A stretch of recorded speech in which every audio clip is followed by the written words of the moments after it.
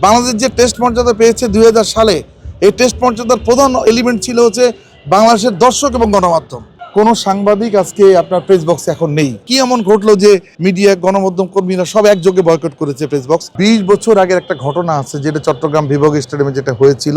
আমাদের উপর লাঠিপেটা পুলিশ করেছিল এবং আমাদেরকে পেটাতে পেটাতে অস্ট্রেলিয়ার ড্রেসিং রুমে পর্যন্ত নিয়ে যাওয়া হয়েছে। শেনওয়ার্ন নিজে দৌড়ে এসেছেন, রিকি পন্টিংরা দৌড়ে এসেছেন, জেসন গিলেস্পি, ব্রেটলিরা দৌড়ে এসে আমাদেরকে প্রতিহত করার চেষ্টা করেছেন। যে ছবি তুলেছে তার পূর্ণ ক্রেডিট, যে ধরনের একটা ছবি তুলতে পারছেন, এই ছবিটাকে আপনি অস্বীকার করতে পারতেছেন না, কারণ এই ছবিটা কিন্তু প্রমাণিত হয়েছে যে এটা ফেক কোনো ছবি না, বড় সাংবাদিকদের প্রতিপক্ষ হয়ে দাঁড়িয়েছে। একজন ফটো সাংবাদিক সে যেই অ্যাঙ্গেল থেকে, দূর অ্যাঙ্গেল থেকে যদি কোনো ছবি নেয়, এটা তার ক্রেডিট। আপনি তো ওইখানে তো এমন কোনো কিছু না যে আপনি একটা নিষিদ্ধ রুমের ছবি নিচ্ছেন। আপনি যেই রুমের ছবিটা নিচ্ছেন সেখানে আপনি সাজুগুজু করে যাচ্ছেন, সেই রুমের ছবি তো নিতেই পারেন। জেএম নাজমুল ইসলামের সাথে সাংবাদিক এবং বিসিবির কয়েকটা কর্মকর্তা, বিসিবির পরিচালকদের যে দূরত্বপূর্ণ সম্পর্ক তৈরি হয়েছে ওনার কটা বেফাস মন্তব্যের কারণে, সেখানে উনি এখন মিডিয়ার, গণমাধ্যম কর্মীদের একটা হটকেক হিসেবে দাঁড়িয়েছেন।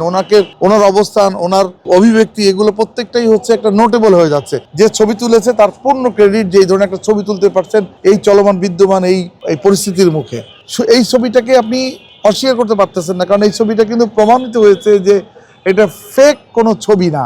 এটা যেন ফ্যাক্টস ফাইন্ডিং আছে, ফ্যাক্টস ফাইন্ডিংয়ে গেলেই কিন্তু তারা নিরূপণ করতে পারে যে ছবিটা কি এআই করা কি না। বাট এইটা এআই বা অন্য কোনো কিছু ম্যানিপুলেটেড করা ছবি ছিল না। আজকে আমরা ফাইনাল বয়কট করেছি। এটা হচ্ছে 20 বছর আগের একটা ঘটনা আছে, যেটা চট্টগ্রাম বিভাগীয় স্টেডিয়ামে যেটা হয়েছিল।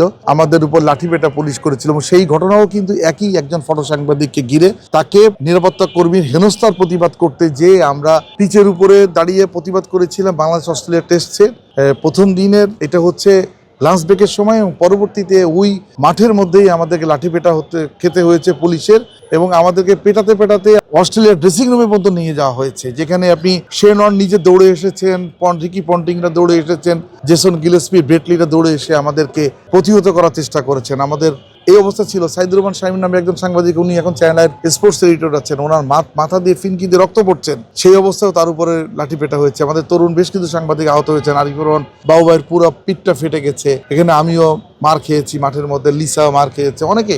কিন্তু সেই অবস্থার প্রেক্ষাপট, তার মধ্যেও যেহেতু ক্রিকেটটা তরুণ সমাজের একটা ভালো লাগার খেলা, এবং এখানে আমরা ভালোবেসেই আমরা বিভিন্ন চাকরির অফার থাকা সত্ত্বেও আমরা যেহেতু এই ক্রীড়া সাংবাদিকতাকে বেছে নিচ্ছে তরুণ প্রজন্ম, তাদের জন্য অবশ্যই একটা কৌতূহল এবং আগ্রহ কেন্দ্র থাকার কথা ক্রিকেট এবং স্পোর্টস। সেই জায়গাটা যাদেরকে আরো বেশি এই তরুণ সমাজকে আগ্রহী করে তোলার কথা, তারা সেই জায়গাটাকে প্রপার নার্সিং করছে কিনা। নার্সিং না করে তারা উল্টো এই জায়গাটা অনেক বড় সাংবাদিকদের প্রতিপক্ষ হয়ে দাঁড়িয়েছে। বিষয়টা মোটেই ভালো লাগছে না। কেন মাঠের ক্রিকেট করবেন না? মাঠের ক্রিকেট তো করছে। মাঠের ক্রিকেটটা যে প্রচার যদি ঠিক মতো না পেতো, তাহলে তো আজকে ক্রিকেট এখানে আসতো না। আপনি যদি বলেন বাণিজ্যিক প্রচার টোচার সকল ক্ষেত্রেই বাংলাদেশ যে টেস্ট মর্যাদা পেয়েছে 2000 সালে, এই টেস্ট মর্যাদার প্রধান এলিমেন্ট ছিল হচ্ছে বাংলাদেশের দর্শক এবং গণমাধ্যম। এখন দেখেন, বাংলাদেশের দর্শক এবং গণমাধ্যম যেই পরিমাণ কাভারেজ বাংলাদেশের ক্রিকেটের দুঃসময় থেকে করে আসছে, যখন আমরা টেস্ট মর্যাদা পাইনি, ওয়ানডে মর্যাদা পাইনি, তখন থেকে করে আসছে, এটা তো উত্তরোত্তর এটা বাড়বেই, স্বাভাবিক। এবং বলা হয় কি যে আমাদের ক্রিকেট ফ্যান এবং ক্রিকেটের প্রতি আমাদের যে ভালোবাসা, আবেগ, এটা খুবই তুলনীয় হচ্ছে ইন্ডিয়ার সাথে। ইন্ডিয়া অত বড় একটা দেশ, কিন্তু কিছু কিছু রিজনের থেকে তো আমাদের অনেক বেশি আমাদের জনস্রোত আসে খেলা দেখতে, আমাদের জনগণ ক্রিকেটের প্রতি আবেগ ভালোবাসা দেখায়। আমরা ক্রিকেটটাকে সেইভাবে ধারণ করতে চাই, এবং এই একটা খেলার মধ্য দিয়েই আমরা জাতিসত্তা নিয়ে অন্যরকমভাবে বিশ্ব পরিমণ্ডলে বাঁচতে চাই।